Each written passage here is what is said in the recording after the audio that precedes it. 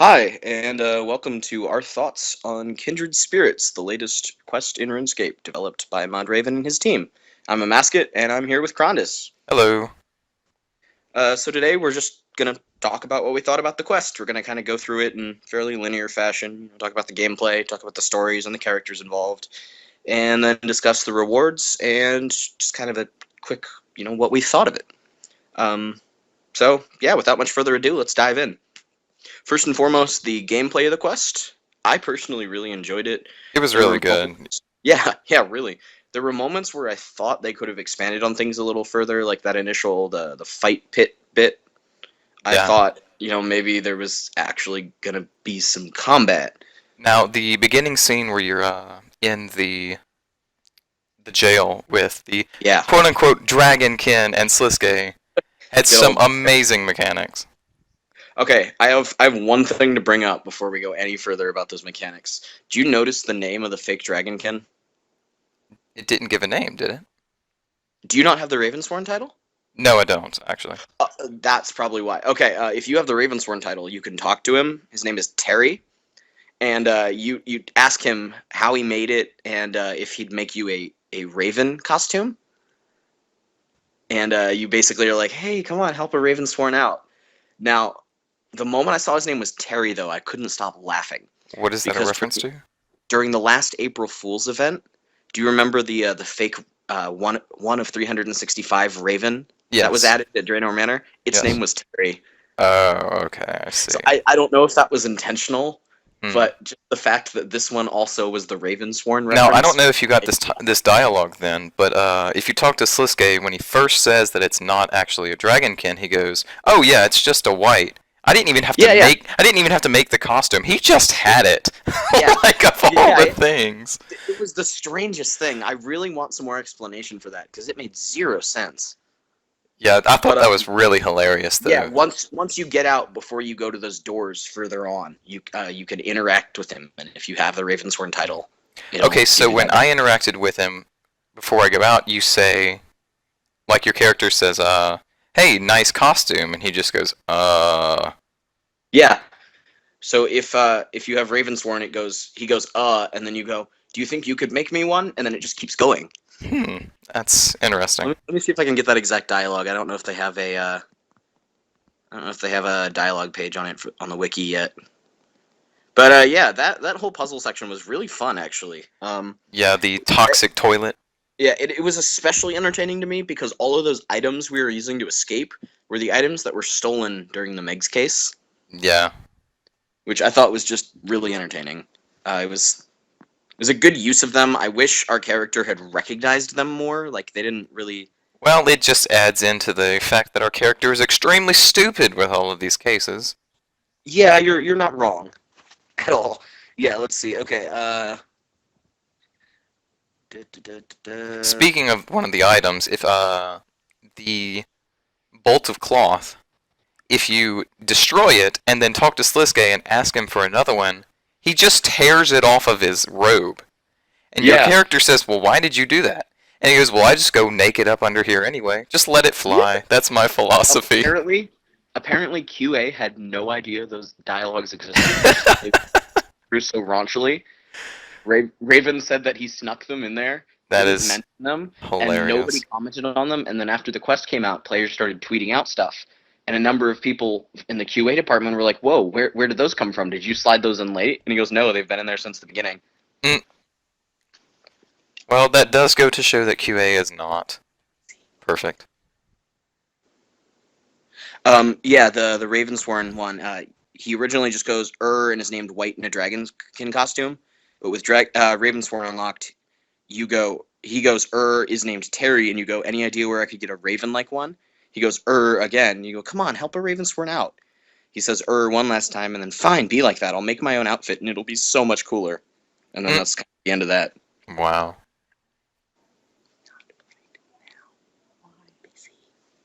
So yeah, yeah, that whole section was really just very entertaining. Yeah, Yeah, it was very nice. Like it's a good reference, the really. constant punching Sliske in the face. Oh my god, that was hilarious. Just the fact that he was okay with it too. Oh, he certainly wasn't okay with it. Like, the second time you make a plan, he's like, fine, but I'm not getting punched in the face this time. Should be good. Alright, and returning. Yeah, brief discontinuing of service there. All right, so yeah, onward. I also really liked just the way the quest opened. With the whole Meg disappearing thing, it led into the quest very nicely. And then going and chatting with Linza, she sends us over to Relomia, and it played off of the idea that the quest was exactly what you were expecting. Slisky's being a douche as usual, and horrible things are happening. And Relomia goes, "Oh yes, Slisky's gone missing," and I'm like, "Oh, It, okay." well, and it was like, it's almost like the J-Mods wanted us to think that they were pulling another, Heroes welcome. Heroes Welcome, where we Yeah. have a god quest that's actually a Dragonkin quest. Yeah, But no, it's actually not. I was about to get really I wasn't about to get quite as salty as I was with Heroes Welcome, because that one spent way longer on its bait and switch. Yeah. You spent a while with V before anything escalated. Before, haha, not really. In this case, they're just going, "Oh yeah, Slisky's missing. The Dragonkin are stolen him." I'm like, okay, I can get behind this. This is a cool idea. I don't know how the Barrows brothers are going to be involved, but let's do this. Right. And then we go to the freaking trap door that's supposedly a mystical Dragonkin prison. I was expecting to go through another one of the weird structures. I saw the big blue box, and I'm thinking yeah, oh, I actually, when I first teleported, when they said that it was somewhere on Demonheim, and I was like, oh, it's got to be the same tower thing that we went into Karapek's lab on. I walked over to that and couldn't interact with it. I'm like, huh, where then? Yeah, and I was walking around, where am I supposed to go? And then all of a sudden, I see Linza standing there next to a trap door. Well, see, I walked over to the fish statue thinking, oh, maybe there's something hidden in the statue. I've been wondering what that thing does since Daemonheim came out, and then I see Linza, next to a trapdoor. Well, and when I was actually first walking up to it, my first thoughts was what? And then your character actually comments on it and says, "This is not Dragonkin at all." Yeah, first they just go, "This isn't Dragonkin at all," and then they go, "Yeah, this wasn't here before. Yeah, I've never seen this. This is new." Yeah, exactly. I really liked how self-aware our characters were this time around. Usually we're a little more stupid, and we weren't necessarily more intelligent, but we were a lot more aware this time around. Right. Which I really, really appreciated. Yeah. Let's see. Yeah, that section was great. Yeah, I found something. Linza goes, "This trapdoor wasn't here last time I came down this area," and you're just like, "Yeah, it doesn't really look like a Dragonkin lair. It's just a regular trapdoor." Yeah. Every other Dragonkin encounter I've ever had has been some crazy mechanical stairway with a Stone of Jas symbol on it, or some dark cave, and this is a trapdoor, Linza. It's wood. Wouldn't it burn when they get mad at each other? Or just mad in general. Just flames start shooting out from the trapdoor. Exactly. And everyone in the dungeoneering weight room is like, what the hell is that? And yeah, that scene with when we walked down in there, I was so confused for a minute. We just walked down there. I'm like, oh, okay, this does kind of look like a Dragonkin lair a little bit. It's got the right architecture. It was just a standard furnished dungeoneering room. Yeah, it really was. And then it goes black, and you hear screaming, which for some reason your character associates with Slisky, even though it's a woman screaming. So what's supposed to be happening is you guys see Slisky running towards you, because he explains that later in the dialogue itself. Yeah, I mean, you figured that out later, but they should have shown that, because that was kind of not relevant. Yeah, because once Slisky starts going getting cheeky and talking about his escape, it made a lot more sense. Yeah, you find out that he went to get the Barrows brothers and is running out as you're standing there and get him caught. Yep. And then he constantly badgers you about it, oh, well, I know what we can do. I can go get the Barrows brothers and we can form an army and then plan our escape. Oh, wait! We can't, because I get stopped by an imbecile. Yeah, my favorite line from him here was, "I think they were taken deep into the lair. I was going to look for them, but then I thought, hey, Slisky, your escape is far more important." Yeah. And how well did that turn out again, player? He was so fucking cheeky. It was amazing. Yeah. But yeah, as I mentioned, the gameplay for this section was just really entertaining. A good old like it felt like an old style quest where we just have to use items on other things and use them on the scenery and just makeshift our way through something dramatic. Yeah. And I It was also love really how entertaining. the White and the Dragonkin costume was using Sithaf's model. So we all Yeah, assumed that we were finally going to see Sithaf again since Rodham, yep. and no. I was like Sorry. waiting to see if it was going to be him. I was wondering why he wasn't talking. Oh, it was such a good bait and switch because it set the expectations just right. Right, exactly. It wasn't Heroes Welcome. Here's V. Yeah, we're going to do stuff together. No, you're Yeah. dead. And I mean, honestly, I loved Heroes Welcome in hindsight, but I just remember being so disappointed at the time because, like, I was expecting an awesome Fremnik quest and was given an awesome Dragonkin quest instead. Yeah, But, you know, as a Dragonkin quest, I loved it. It was right, awesome. right. But Alright. yeah, and can we take a moment to talk about the fact that we finally have a toilet in RuneScape? Well, it was actually more of a porthole, but It was called a latrine. it was called a latrine. It was. So I guess they took that Rune Lad suggestion Now, seriously. Good job, Jack. that said, it was full of toxic waste that Hey, I burned don't know what through metal. I don't know what Majorat poop out. I don't know what's under Damonheim. Maybe it's like a bunch of stalker blood that's flowing. I don't know. Also, why does Sliske have a dungeon at Demonheim? I don't think he actually does. Because remember, when we leave the quest, we're in the Barrows. Yeah, but So I think when we get knocked out, he and Linza cart us over to the Barrows or teleport over us over there. yeah. Another I thing that think could have it's been better just explained, but still. yeah. Oh my god. I'm reading through the dialogue again just to like carefully remember everything. And if you lose the plate half and reclaim it, you go, I lost the bits of tin plate, and he goes, well, I fished these out of the latrine. Have fun. And you go, what were they doing in the latrine? And he replies, what do I look like? The plate whisperer? Mm. These are amazing. Yeah, that initial dialogue with Sliske was really nice. Wow. Yeah, he was really just wonderfully hilarious in this quest. It didn't make me like him anymore, but he was really Well, entertaining. it was a nice Sliske moment that was followed up by actual Sliske moments after this one scene. Yeah, really. Because then we move into the Barrows trials Yes, things. these were really weird but really interesting at the same time, and I liked them. I liked them a lot. Yeah, they had some good mechanics to them. I think And the Deadrock gave. one was really dull, to be honest. Yeah, it It was was more just of, choose some oh. dialogue options or click something once. Well, it was, oh, I don't really like fighting. I just kind of do it.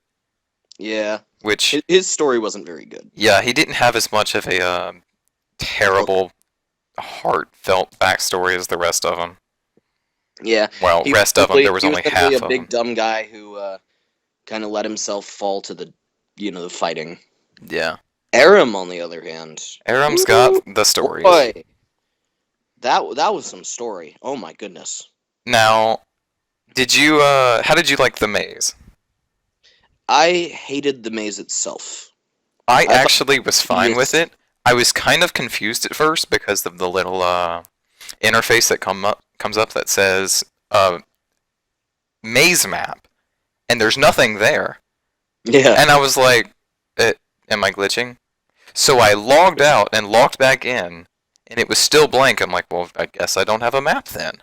So I go forward, and as I start walking, it starts building, and I'm like, oh, okay. Yeah, I didn't even really pay attention to the map, so I just started walking and then realized it was drawing itself. I don't know, like I found this overly zoomed in thing very tedious. It made it hard to see where you were going and it made you click a lot, which was a little annoying. Yeah, it didn't. Yeah, that was stupid. But But like mechanically with the dialogue and such, I thought that was very good. yeah, I mean, I I think the didn't really whole under reason for it being so zoomed in was they didn't want you seeing past the Yeah, wall right in front of you. I don't know, like I feel like the camera should have moved behind you then at all times instead of just being awkwardly Yeah, facing one direction always. right. But I really liked the way it doled out the story. The way you had to convince Aram that hurting himself was the best way. Even though And Aram is apparently just the most selfish person in the world. Every yeah. single intersection, he was like, no, someone else needs to get hurt. I'm going the other way. Oh, did you not make it through? No, I went all the way, but I made him hurt himself every single time. Okay. I was gonna say like, whoa. Okay, there's something different, right? Yeah. Apparently, if you don't get him to hurt himself almost every time, he actually kills the druidess. Yeah, I knew that was an ending, but I didn't. He didn't kill her Yeah, for me. So, I succeeded all of them, but it took me like 3 or 4 resets. see, I never reset. I figured it out. Apparently, Lime save scummed like crazy. My first reset was accidental because I was doing the quest on my breaks at work, Mm, and like I had to go up to the guard chair when I was about halfway through the maze and came back to discover it had started me over again. But awesome. yeah, wasn't too worried about that. Yeah, I know. I think it was Wahi who was resetting it like 1,000 times to get it all the way Yeah, through. Lime was talking about how he made it to the end and was save scumming the entire time, just writing down the answers that worked and then continuing onward. But yeah, the mechanics for the dialogue side of things and just how you had to pick the right answers was really great. Yeah, and his I story's think pretty dark, he is yeah, a very zealous Ceredominist but also who, a very violent man. yeah, who killed his brother's girlfriend for questionable reasons. And the reason seemed to point to being him being in love with her, rather than him thinking that she would corrupt his brother. Yeah, which was what he blamed it on. Yep, but I liked how that point came up again once all the brothers were in the same room. Yeah. That was big. I liked the Varrock section as well. I actually didn't realize you could make a Zamorak key because I heard about the key inside of him and was like, well, I've had to torture them really bad past 2 times. Let's just go for it. Well, I knew you could make both of them because the other uh The other statue had an yeah unlock. well, Yeah, they both had unlocks and there was two interactable things. yeah. But I I didn't was see like, a way oh to well, get the a other one key. probably is a terrible option, so let me just reach inside him. Yep. I didn't see a way to do it, so it's just like, might as well pull it out. As much as he complains, apparently, when they complain, I'm in the right direction. So let's go. Right. And then, regardless of what you do, a statue falls, and we get Yep. into probably the best part of the quest. It was freaking amazing. So we go into Sliske's secret lair office thing where he keeps all his deepest darkest secrets. And we see his deepest, darkest secrets. Yeah. Boy, So those blackboards with the art on them and his investigations into the soul, the 4 whole lore books. they were fantastic. Amazing.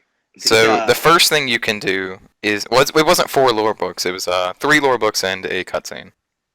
Well, no. There were 4 books on the ground. Yeah, 4 lore books. Oh yeah. Okay, yeah. It Yeah, was 5. I'm one thinking. of them was Yeah, one yeah. of them was like 3 pages long, but still, they're lore books. Yeah. Yeah, and then there's the shadow focus and the Ori where you see this cutscene. And a cage, which apparently is unlockable, but not. No, apparently that is reused from Missing Presumed Death. Ah, That's okay. the cage the Dragonkin was in Missing Presumed Death, and they forgot to remove the unlock option from it. Yeah, because I kept clicking unlock and it just kept saying nothing interesting happens. I wasted So 10 minutes looking around for a hidden key somewhere. yeah, and then I know people were like, "Did anyone get it unlocked?" So I didn't know if it was some Easter egg or something. No, as far as I can tell, it was not. All replies seem to point to it just being a reused asset. Yeah. So the first thing was the cutscene, which Boy, is questionable. really excellent cutscene though. Yeah. So it takes place right after Sliske gets the stone.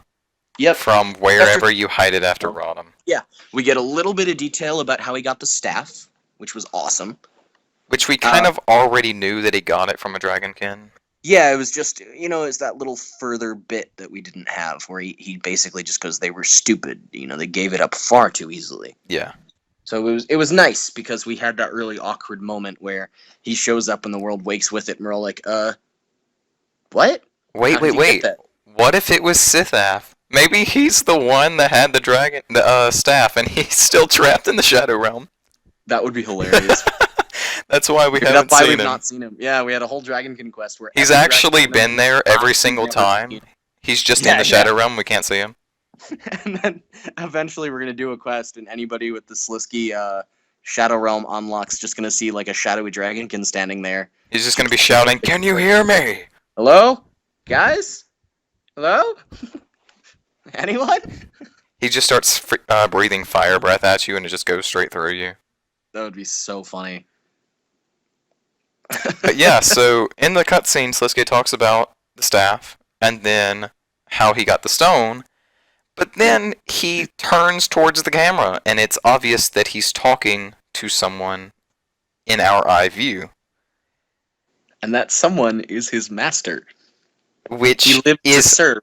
which is not Saras or Zautak or an Elder God. So No. I love the theory that it's Azanadra, though. well, that's my theory, is that it's Azanadra. It makes so much sense. So so the reason I say that is because that is the way I interpreted it right as as I was viewing it during the quest. Because everything that he said kind of made sense, which was, he kept asking, well, is the stone going to bring the gods here? And which he said, yes, this is what they want most in their existence or whatever. Which, because we know that's what he was planning on using to distract them while Zaris was returning. Yeah. And so, he kept saying, oh, this is, the stone needs a master and all this stuff. And the person just said, this is really not at all, valuable to this conversation, which is exactly something Azanadra would say. Yeah. And then, but the only thing that detracts from that theory is there was that the person who Slisuke was talking to apparently came up with the idea of using the staff to find the stone. So, how would Azanadra know that? And the only thing I can think of is that somehow Zaros knew how to do it. Yeah. See, the thing is, though, no matter what, since the gods aren't back yet, it can't reasonably be a god? Right. Well, no. This was after after Guthix's death, yes. Oh, that's true, yeah. Yeah, because, so the order of the events was, Slisuke got the staff from whatever Dragonkin, and then he killed Guthix, and then he got the stone, and then this cutscene. So the gods have already returned by this point. Yeah, so it could be a god. Yeah, It just would seem very strange because it seems like the two of them have been working together for. Yeah, and then the line that says, I live to serve, he says very sarcastically, in the same way he does to Zaros. So. Yeah. Another thing I found really interesting about this whole section here, and it's a little disconnected, but Nabor's alive. No. Yeah, one of the lore books confirms that Nabor is in fact not dead and is being held hostage by Azanadra. What? Yeah, let me find the details of this book because I wanna read this out. This is one of the ones that you pick up in the office? Yeah. I did not read that. I mean, I know the one that was talking, or two of them were talking about Nabor, actually, but he was talking while he was working in the insane asylum. By the way, awesome tie-in to Broken Home. Yes! Yeah, a visit to the old friend. We don't know if he's dead or not, because he's sealed in there. Yeah, And I'm pretty sure that he was talking about was that Nabor eventually was just locked into the asylum, like a prisoner. He wasn't, though. In the quest, we thought he was free and died somehow. But it seems very, very likely that he was just locked in the asylum and could well be alive. Well, he could still be locked in the asylum, possibly. But I think what the book was referring to was the fact that Nabor became a prisoner instead of the guard like he was. My favorite part here, though, is the big hint that I think is that he's alive, is the line, "What dirt did my boy Nabor have on you? Such a waste." Yeah, well, he was, he apparently had some dirt on Azanadra, which got him locked up. I think that it would be a waste to just have Nabor dead. Well, either that or he had apparently missed a lot of rituals. so he That's could have true. been sacrificed. Yeah, he's definitely not sacrificed. Hmm.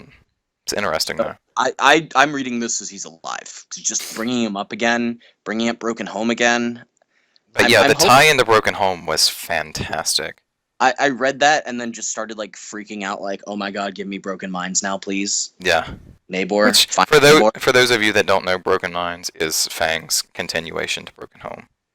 Yeah, I suggested a Broken Home continuation for Halloween 2015 that narrowly lost to Amascut versus Aclarin. And then Amascut versus Aclarin came out, and everybody was like, oh, well, we should have had the Broken Home sequel. I'm like, well, yeah, that would have been great if you'd voted for it. Thanks, guys. So So, one day. I think we can get into the elephant in the room now. Yeah, Zautak. Zautak.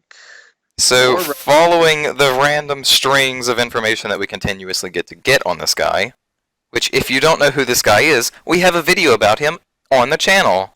We do! Really delightful video. Delves into the information we had before this quest about who this frankly terrifying god is, so check that out. Yeah, he is very much terrifying, and the information that we got on him in this book made my spine crawl. Mm-hmm.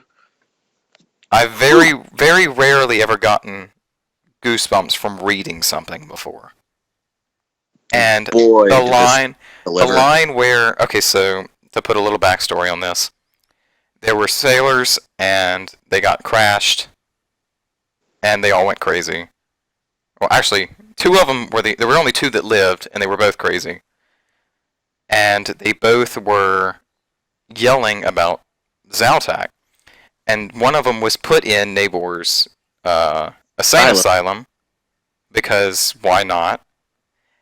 And then, so Sliske goes and is investigating this guy, and he says, hold on, let me pull up the exact quote, because... The exact quote is, do you really think you can save them, your player's name? You can't. The spiral of time leads only to the gaping maw of eternity, and this is Zautak. So, if that's not creepy enough, that is almost the exact same quote from Nomad's Elegy, which is, you think you can save them, player, you can't. There is a grinding darkness against which your soul shall be lathed, and this is Zautak. And just the connection from something all the way back in the Second Age is horrifying. And then just the scene with Ligras screaming about Zautak. Yeah, and then he just goes completely nuts and starts screaming Zautak. Absolutely horrifying. And in the moment the prisoner says the name Zautak, everyone else in the insane asylum goes nuts. Yeah. So, of course, I love just the end here. The majority of pages after this are blank aside from a single entry containing the date of your birth. Player, really? Is this the key at last? yeah, Let's see. yeah. Because in the journal, Sliske talks about how he doesn't know who either Zautak or your player's name is, which, for us, is kind of funny, because why do you not know what Crondis or Amascut is? Yeah, in fact, my personal favorite was Zoinkwiz on his account that's named Slisky. Mm-hmm. Oh, who are you, Sliske? As to why he wouldn't know who Slisky was, Yeah. and then realized it was supposed to be player name. It reminded me of the weird moment I had in Dimension of Disaster, where Why are they worshipping Amascut? Well, I thought the cats were praying to your player, and then pointed out that no, they were actually praying to Amascut. So yeah, one of these days. Zautak, it's such a good ongoing mystery currently. Oh my god, though, yeah, he's then probably my second favorite behind the strange glowing orb. And then another weird thing is something Mod Wilson posted afterwards on the forums, and he said, as much as I enjoy seeing this thread pop up, I'd like to confirm something. The mysterious voice in that cutscene was not Zautak. Zautak's words carry more significant weight. And then he says, no, literally, If Sliske comprehended the meaning behind the black howling of Zaltak, then the parts of his brain responsible for processing language and memory would gain enough gravity that his head would compact. You.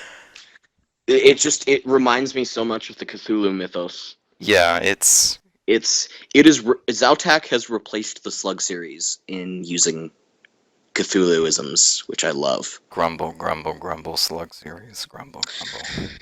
What a waste. Anyway. Which, if you want to know why that's bad, we also have a video about that on this channel. Woo! Or rather, shameless plugs. Yep. Hey, I mean, this is our channel. We can do what we like. But yeah, these lore books are packed with information. Yeah, they are fantastic. Wow. Really excellent gaze and easily the best part of this quest. Yeah. And there's some excellent parts. And then followed by a not so fantastic ending. I was pretty happy with this ending, to be totally honest. I felt it was very rushed.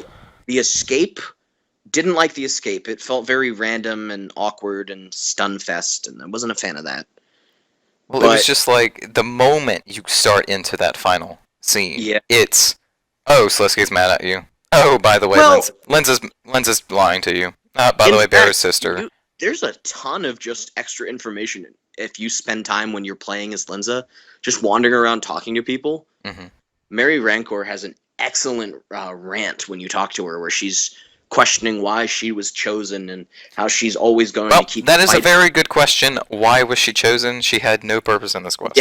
Yeah, but I really, really liked part of her rant, though. She talks about how just the existence of heroes like our player have completely, not necessarily ruined, but just killed the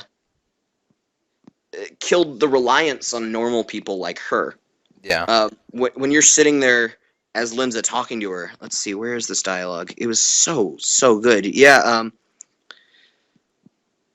Linza goes, well, I guess we'll just have to tough it out and hope your player comes to save us. She goes, huh. That's kind of the point of all this, isn't it? We're reduced to holding out for the player to come swinging in and saving us. Wouldn't even be here if Sliske wasn't so obsessed with them. Don't give me that look. I know this sounds like the usual godless claptrap, but I feel I've earned at least a little rant. I lost my husband and 2 sons to the trolls. I've broken every bone in my body fighting those monsters. I've grown old and gray before my time, and for what? Sliske captures a magic stone, the gods return, and now nobody cares about monsters killing villagers in Birthwarp. Even if they do, they turn to the World Guardian. Not Major Rancor bled and struggled to keep them safe. I caught 2 guards the other day. Both of them were slacking off on their duty. I reprimanded them, and you know what they said? It's fine. The player will take care of any trolls that get through. And I almost overreacted. I mean, someone spends all their life learning to smith, and then... Linza goes, I mean, somebody spends all their life learning to smith, and I come into town and everyone starts cheering for me, not them. And then that slowly just starts to lead into her betrayal. But Mary Rancor made the best point out of this entire quest, where, you know, the normal everyday heroes are completely overlooked because... Well, to be completely fair, without our player, a lot of shit would not happen. You're totally right. Yeah. I mean, we call it most... Well, that said, there would also be a lot of shit that would happen that would be very bad. Yeah. And we wouldn't be there to stop it. Like, the amount of times we've saved the world from destruction. Let's not forget, though, like, Mother Malum wouldn't have gotten free. The gods would not be back. You know, the gods would still be back because Sliske would still be a thing. But Sliske was only able to get in there because we were able to open Gelthix's tomb. That's true. So, like, so many of major events, like Lucian very likely could have become a god. Oh, no, absolutely. Lucian would have become a god, and he would have killed everyone. Like, almost guaranteed. Because he wasn't even Zamorak Chaos crazy. He was just... He was off the wall. We were convenient. Yep. I have little doubt that he would have been able to, you know... Well, and because of the whole thing was... He didn't really need us. We were convenient. No. If we betrayed him, he got the Staff of Armadale regardless. Yeah. Now we had to get it from the Guardians in the first place, but they weren't a challenge. Right. If we didn't get it for him, somebody else would, and if somebody else didn't, he probably would. And that specific someone would be Mavario, because he's basically the player in NPC form. there's even the lore book in While Gothic Sleeps where Movaria is talking about the stone and his investigations. And I'm certain he would have found the staff just as easily. Yeah.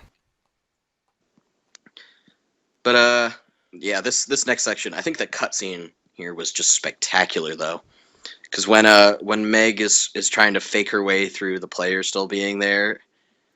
Oh, and she starts going on about Jiminy Crickets and tea and crumpets becoming Yep. just over the toply British. Yeah. I tried to do the evil one, and Meg goes like full Romanian vampire. Yeah. Yeah, and then in the other option she goes into a pirate, so that's great. Oh wait, she went and she did different voices depending on how Yeah. you thought she would do? Heroic, if you do how will Meg portray you, if she does heroically, she goes British. If she does neutrally, she goes pirate. And if she goes diabolically, she goes like Romanian. So for the one I got, she goes, "What is this amateur hour trap, Slisky? Oh my Where I God. was in charge of this dungeon, then all these wights would be impaled on sticks while I drained their blood. Because there is nobody more evil than I. Player, dark girlfriend of the night. Blah." Did she say the reason she did that was because she was nervous? Yep. Okay. Every time it was, "Why'd you do that? I was nervous. I panicked." That just makes all of that even funnier. Yeah, and then Slisky comes in, beats the literal shit out of your character, and then siphons part of Wait, their soul. well, to start with that, the reason for that is he tries to siphon your soul, then figures out that you know his real plan, Yeah. which we don't really know what it is, and then begins to pound your ass. Can we talk about that one line, though? You're not allowed to see behind the mask. Nobody is. You're not allowed to see that. Right. Pawns don't get to play the game by themselves. Yeah. That was chilling. Yeah, he was... Absolutely This is chilling. the first time we've actually seen Slisuke mad, Yeah. and he went off his rocker. And then, just to punish you all the further, he turns Linza into white, and he already murdered Brother Samuel very randomly and almost missably. So That was... Brother Samuel really didn't have a reason to be I was in the I was quest besides to just off him. Yeah, I was disappointed in that. I didn't like Because Slisuke hasn't caused Brother Samuel enough tragedy. Yeah, really. Killed all of his brothers, now has to kill him. Yeah, I mean, on the one hand, he's with his brothers, but like, damn, why? It just felt pointless. Yeah, But the Linza scene was huge. It gave us really interesting backstory into who she was and why. Yeah, so... Now, this Though kind does, of confused me. It does make her showing up at Daemonheim kind of hilarious. Yeah, because she did say the last time I was here. Well, like, because she can not when just initially, but when she randomly teleports around the world, she can turn up at Daemonheim. But Daemonheim was a Dragonkin fortress, and there was at least one Dragonkin under it the entire time. Right. So it's like her running from Dragonkin's like, maybe you're not in the best spot right now, Linza. Yeah. Okay. Well, that said, the dragon armor was made by a Necrocertes, apparently, and Karapak is not one, so... That is true. Yeah, I liked that backstory twist, though. That was very interesting. It added quite an interesting moment to her character where she feels like she wasn't worthy. Yeah. Now, I do remember something being said about her being able to smith dragon armor. Yeah. Did she ever say that she figured it out on her own? No. No, specifically, she says, she stole the secrets from the Dragonkin. She stole the ore from them, too. Basically, yeah, that's about all she says about that. And it's basically just that she stole what she needed to make the armor and the secrets of how to do it from the Dragonkin. And then they went hunting for her. Which is funny. Which is funny, seeing as how it's just all over the world. It really doesn't matter. Yep. It was certainly an interesting moment, though. They need to just be more responsible with their stuff. Yeah, really. I mean, they leave their armor everywhere. They leave their dragons everywhere. They leave the Yep. stone everywhere because they certainly don't keep it with them. Actually, just on a total sidebar here, but regarding the armor everywhere, I totally forgot about this line of dialogue until I did the Meg's case from yesterday with Will D. If you talk to him about the armor people are wearing around him, and you ask him about the person wearing dragon armor, he mentions that the only droppers of dragon armor are more ancient creatures that would have had time to just gather it or find it or take it from others. I thought that was kind of crazy. Hmm. I'd totally I forgotten know, about I know there was, I think it was a postbag from the hedge Yeah, where it was an imp that just said they were just sitting around places, and so he just decided to take them. that doesn't surprise me. Or no, wait, no, it was a dragon impling actually. Yeah, yeah, because he had the And he dragon. said there were just crates of this stuff just sitting there waiting for their masters to call them, which Yeah, is weird, but that's also postbag from the hedge. So yeah.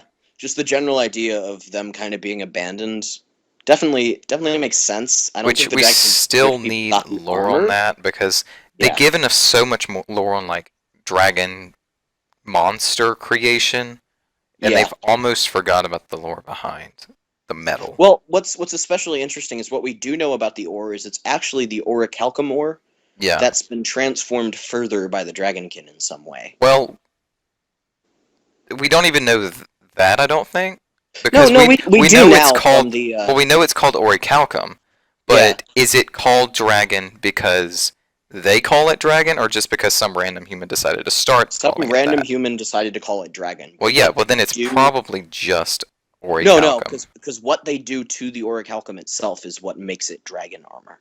Okay, I Yeah. see what you're saying. So And now that I think about it, that makes with sense this, because I know yeah, orichalcum is part of Modjack's mining yeah, smithing with rework. this mining and smithing rework, we're going to be able to make orichalcum. So it'd be kind of odd unless we're stealing secrets from Dragonkin 2, and then. Yeah, and then that kind of But makes this whole yeah, quest. from what we understand is that orichalcum is an ore, and anybody can smith it if they get it. The challenge is getting it, and Linza stole some of the ore from the Dragonkin 2 in this dialogue. Now, what I don't like is Linza's reaction to being chased because she goes to Sliske for help, which, I don't think she went to him first. I think he came to her. No, well, no, she came to him. she went Yeah, to him, and you're right. her reason was that she didn't want to go to the player because the player takes down criminals. Okay, when did stealing something from a dragonkin make you a criminal? Yeah, that's a good point. We've stolen quite a few things from Dragonkin. Exactly. Like, lest we forget, we beat up we snuck through a Dragonkin lair, beat up their guardians, and stole a Dragonkin pendant, And then kind of killed like, one. and then killed one by crushing it under Bane ore. Which didn't really kill it, but that's a story for another day. Alive, but yeah, like it's almost a bad reason, but at the same time, this quest has had a lot of moments where it reminds you that the player is kind of seen like this mythical do-gooder. Yeah. So it makes sense that somebody like Linza, who doesn't actually know us very well, would think that we would, punish her if she came to us telling us that the only reason she's renowned and is a hero is because she stole something. Right. And it's kind of odd because it follows this suit of wanting to degrade all of the signature heroes in some way. You know, we had Owen go half zombie. He got corrupted. We have Ariane who just died. exists. Yeah, Arion's fine. Raptor's fine. No, Sure. Ariane's just bad. And then Ariane. now we have Barrows Linza. Yeah, we have Barrows Linza, we have Xenia dead.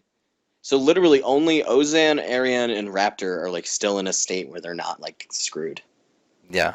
And even Ozan is, not allowed in Al Kharid. Yeah, Ozan's just a criminal. So Which, I mean, that was kind of the state he was in beforehand. and apparently Raptor is just completely insane and bloodthirsty. Yep. I still love the theory that he's like a gnome in a giant costume, but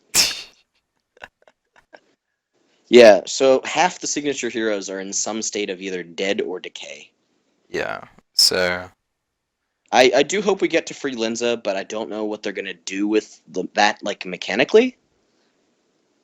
yeah, because she is a monster in game now, which they're not gonna remove. So Yeah. either she's going to stay that way, Or Now, what we do know from this quest, though, is that they can remain in their white form while still free from Slisky's influence. So yeah, so potentially she'll she could probably remain, just stay there. but she could become an NPC for questing. It just means she won't be in Rite of Passage anymore. Yeah, which I don't have a problem with. But to have her as an NPC in a quest at the same time when you go down and kill her, Yeah, like for bossing.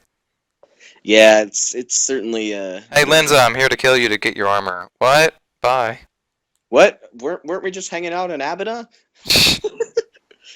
Yeah, Also, if you notice, when Slisuke first transforms her, so with everyone else, so with this original Six Bearers brothers, it's assumed they're wearing their armor when they're yeah. turned. With Acrosay, you have. Ooh, my voice just broke there. Hmm. With Acrosay, he's wearing his Ceredominus monk robes, Yeah. and he's still wearing that in his Bearers form. But with Linza, you just have her in her It's like standard fancy-ass clothes, shields. and then Yeah. all of a sudden, boom, shield, helmet, Now, what's funny is hammer. actually her chest plate and her legs were what they were wearing, just turned into metal. Yeah, and then she somemew But gained she a gets helmet a and helmet shield and a shield, and the and a hammer. hammer. Weapon. But like that shield and helmet came out of nowhere. Yeah, it was Kind of weirded me out a little bit. kind of funny. At least with like with Acrosay, it didn't show his Major, his major. mage like mace or whatever it's called. Yeah, basically, like it was assumed he either had it on his person or got it later. Like that Yeah. wasn't too big of a deal. So I kind of wish they'd just shown Linza, as she was, but turned whited. But on the other hand, I can understand the want to not have to make a model without that. Yeah. Just Just for kind seconds. of funny looking. Yeah, How they gave me a bit of a chuckle. just appeared out of nowhere. Yeah, it was a big moment though, and I was almost expecting Mary Rancor to end up being the Barrow sister, just because I don't know. We all kind of assumed it was either going to be Meg or Lenza. I knew it wasn't going to be Meg. I had a feeling it was, and that they were going to replace her with Jemmy permanently. yeah, because I think Jimmy's going to stay. No, she's gone at the end of the month, confirmed. Because she still uses Meg's voice, and they said on a stream that the end of the month, once it returns to Meg, there was no reason to like do a revoice of it because it'll just go back to Meg at the end of the month. Well, yeah, I was assuming that it was just going to be Jimmy to stay there, and then she was just going to take over the cases too. Yeah, I don't know why Meg isn't there anymore. Mm-hmm. Well, I mean, yeah, I think it's because of the way they have it like set up. Like her right-click option is no longer to do the monthly or weekly thing. It brings up that stupid case interface. Well, yeah, and I was kind of expecting her to return to her office after the end of the quest, kind of similar to what happened with Death and Missing Presumed Death. Yeah. But I mean, I'm not complaining. It certainly, made its impact. Yeah. And speaking of, the tie-in to the cases. Yeah, it was minimal. I actually was a little dissatisfied with it. I mean, it was entertaining as you realized that all the items you were using to escape were the things stolen. Yeah. But now, apparently, Meg was already set to be in the quest, and that the cases were an add-on. Yeah, the cases were made by the devs before the quest came out, because they went around the company asking for ideas for Meg's cases, and Raven's team was basically like, well, this guy has some free time. Why don't you make 7 cases as like a tie into the quest? And then they ended up making 20, 30 more. They didn't. Other groups did. I think the ninjas did one set. I think the ninjas did the Eastern Mysteries set. I could be wrong about that. But I honestly do think the Robber from the Darkness cases were the worst of the bunch. Well, they were the most unimpactful. Yeah, talk to Meg, go click something once, talk to Meg. Yeah. End. But story-wise, it would be a shame to have them leave the game now. Yeah. I mean, so I do hope they remain. I don't think they will. I think they are planning on completely removing them. They've said once the month's ending, they'll be looking into seeing if it's worth keeping them, and I really do think it's worth keeping them. I think at the very least they should keep the Eastern Mysteries or the Eastern. And that one's good too. There's more of them too. There's like another, at least one more where you chase down the guy apparently. Yeah. But yeah, those. Oh my god, the number 9 one was so good. Hmm. So yeah, I honestly I want that one kept as like a novice level quest. Yeah. Counted as a quest. It was that good. But yeah, the Robber from the Darkness. I would like them to keep it as a quest, but even as a mini quest, just some way to keep it in game and keep it as a tie-in to Yeah. Kindred Spirits. I mean, it would be a pretty good mini quest, I think. Yeah, it fits the mini quest more than a full, even Well, a novice and level the quest. thing about the cases is like you're doing it at a one a day thing. So you had a one day where its case was talk to Meg, investigate something, talk to Meg again.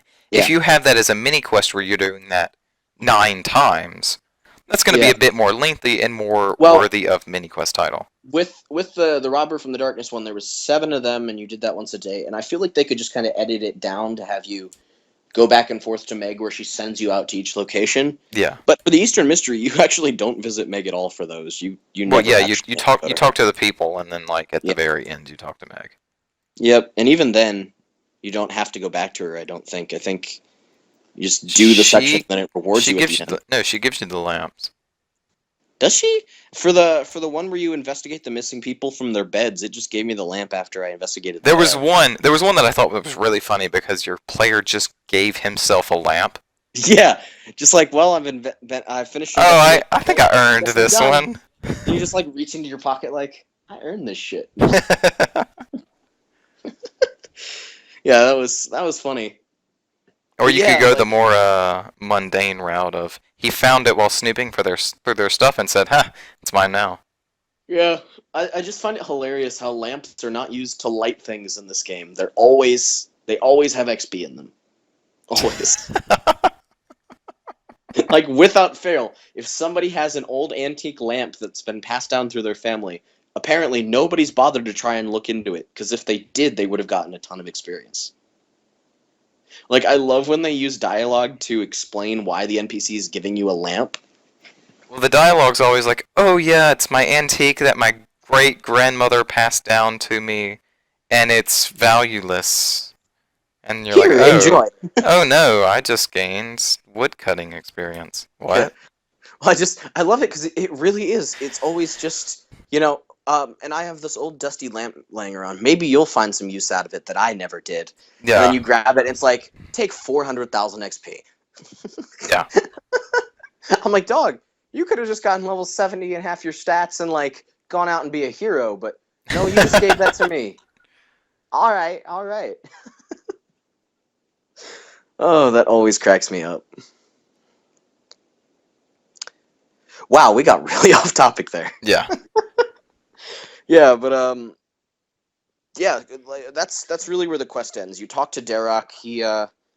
He tells you basically that while Slisky is brought his control back over them, there's bits of they Which have that was some. another thing that annoyed me because in the office scene, when you go and investigate the floating crystal thing, which your player says is like a focus for Sliske's Shadow Realm powers, it Yeah, cuts away before it shows what you do to it, and that aggravated me so yeah. I much. was I was hoping we were gonna like touch it and see something weird in the Shadow Realm, Yeah, but we or at didn't see least, anything or at apparently. least just show your player touching it and it just like shattering. Yeah, which is what I assume happened. I I guess because your player says, "Oh, I have an idea," which I'm assuming means he probably just stomped it to the ground. Yeah, I don't know. I don't like how that was kind of left open. Yeah, and then it just says, "Oh, I took care of it," Yep, it was and it was vague in a way that Darok left me says, going, Well, why was it? whatever you did weakened him." Yeah, It's like, well, what did I do? weaken the power. But I like the way the quest ends with that note of hope, where the Barrows brothers are basically going to say, "When the time comes, we'll stand with you." Yeah. It was a good moment. And reward wise, I mean, it's an experience level quest. You get 100k XP split over 4 skills, and Lynn's at a fight. She's in Aram's tomb, and her armor set level 80 augmentable tank armor, and has a level 80 shield that's tradable. and if you're wearing all the pieces, you have a chance to perform a counter attack when somebody hits you. I can see it being kind of useful. I mean, if it's counted as reflect damage, most bosses it won't be useful on for the time being, but Yeah. it's there. It's a And I'll level 8. say, as I said earlier, it's kind of agitating that this is augmentable and crystal armor is not. Yep. But hey, it's a level 80 tank set for melee. Now we just need one for mage and range, and we're good to go.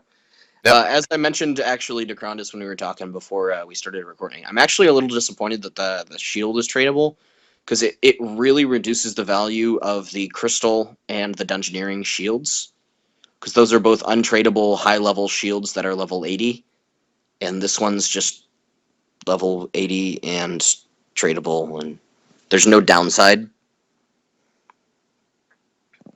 It was just kind of strange to me. I was really expecting, something to make it stand out from the other two, or maybe stand out less from the other two, because of how difficult they're supposed to be to get. This one is just a level 80 melee shield. Yeah.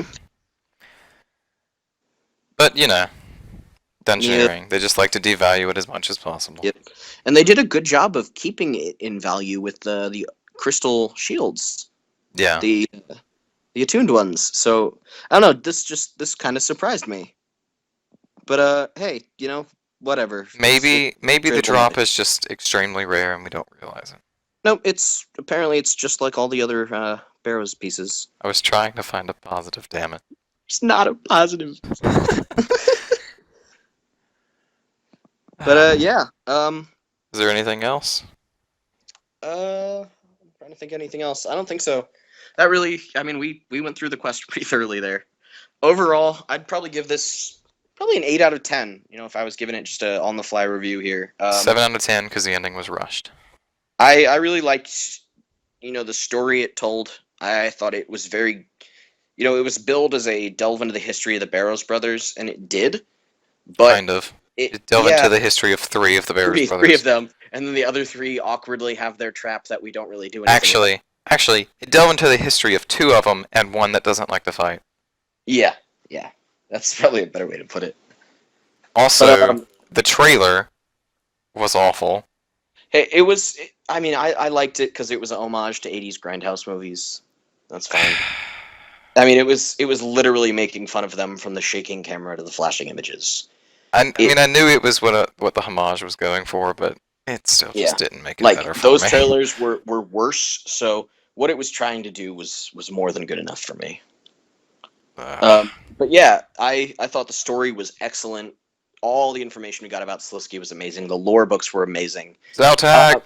The gameplay, I think it could have been improved. I didn't like how 2 out of 3 of the puzzles were straight up just find the right dialogue options, and then one of them was find the right dialogue option while running through a maze. But for what they were, it offered enough gameplay to keep the quest varied and interesting. And it really was an exploration quest, and it felt like a Slisky quest. Where was a gameplay could have been improved, but it served its purpose. It felt like an investigation quest. It was nice to have that sort of use thing on thing kind of gameplay back, the old point-and-click style adventure. And yeah, the story was really strong.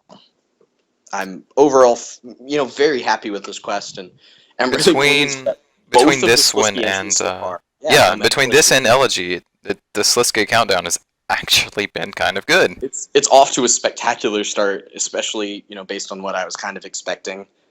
I personally really do like Missing Presumed Death and Dishonor Among Thieves. I know a lot of people disagree, but these 2 quests have really set my expectations a lot higher, and I'm proud of Jagex. And the Guardians actually are not getting Fate of the Gods 2 because of their extended arc time.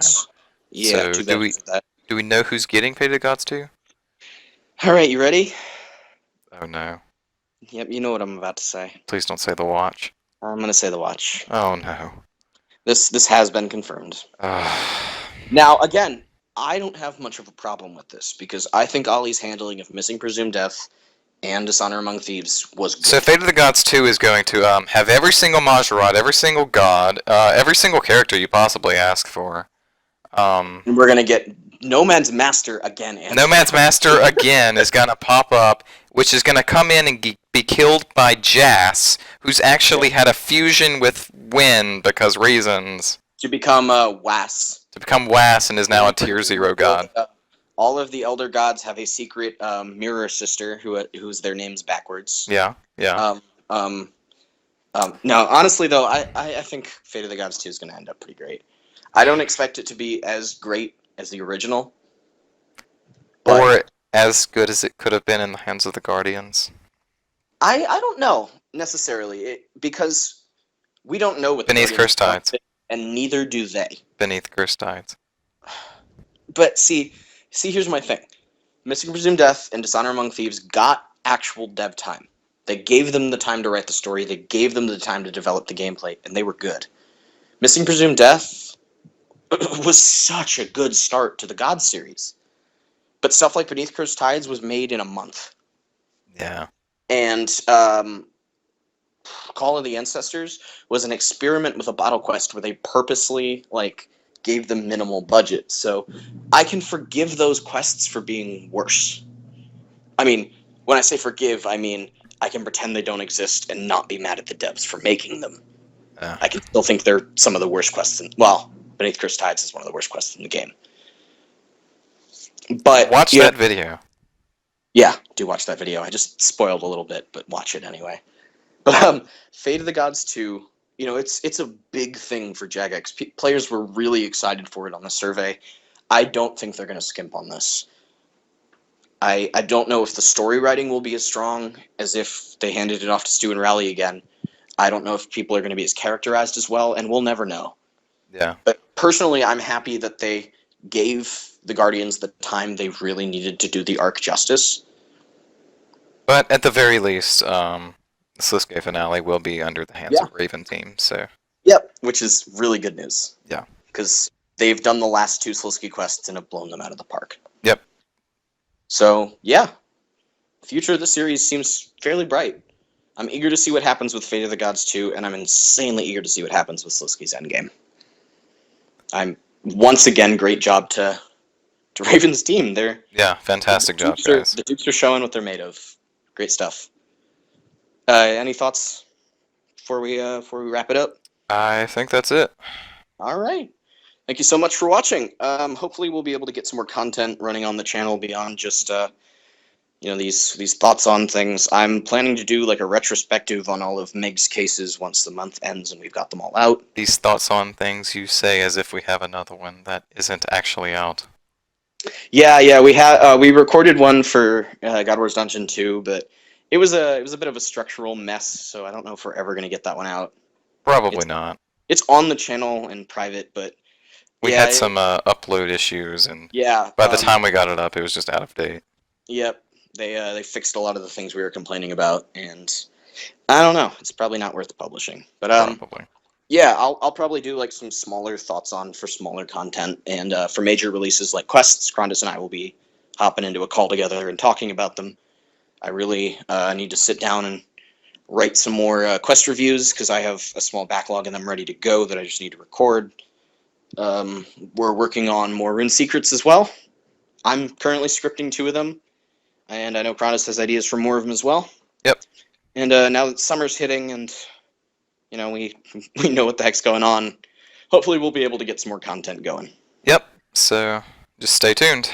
Yep, and thank you for listening to our thoughts on Kindred Spirits. I hope you enjoyed, and we'll see you next time. Have a good day, guys.